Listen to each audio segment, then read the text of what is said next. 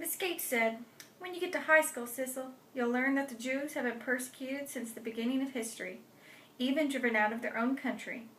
It's one of the most terrible stories in history. Time for arithmetic, children." As I had never liked arithmetic, I spent the period looking out the window. The only time I ever saw Atticus scowl was when Elmer Davis would give us the latest on Hitler. Atticus would snap off the radio and say, "Humph." I asked him once why he was impatient with Hitler, and Atticus said, "Because he's a maniac." This would not do, I mused, as the class proceeded with its sums. One maniac and millions of German folks. Looked to me like they'd shut Hitler in a pen instead of letting him shut them up. There was something else wrong.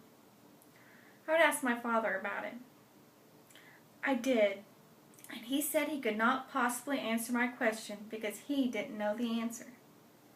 "But it's okay to hate Hitler?"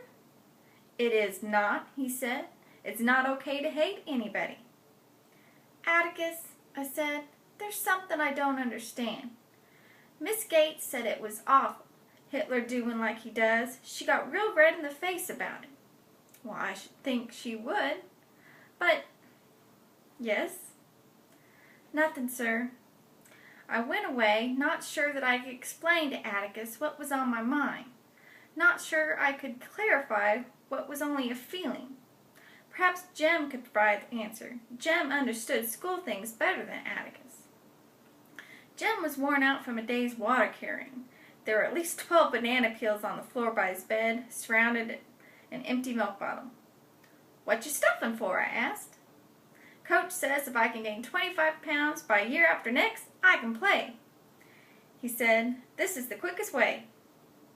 "If you don't throw it all up, Jem," I said. "I want to ask you something." "Shoot." He put down his book and stretched his legs. "Miss Gates is a nice lady, ain't she?"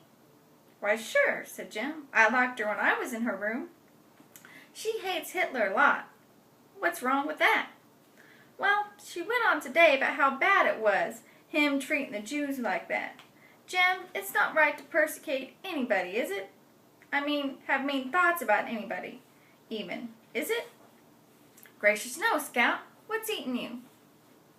"Well, coming out of the courthouse that night, Miss Gates was...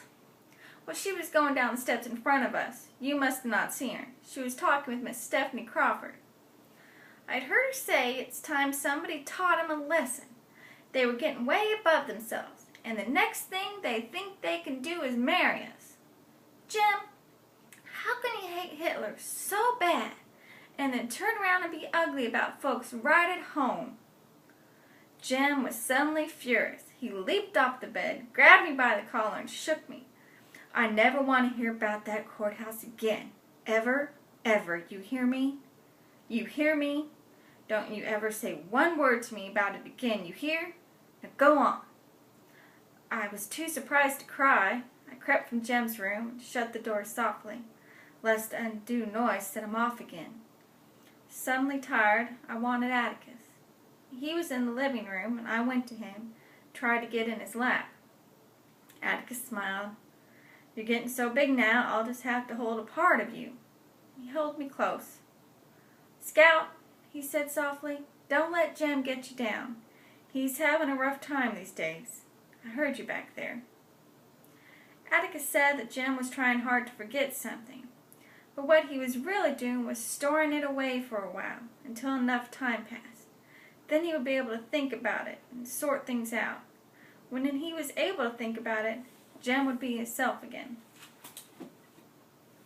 To Kill a Mockingbird by Harper Lee.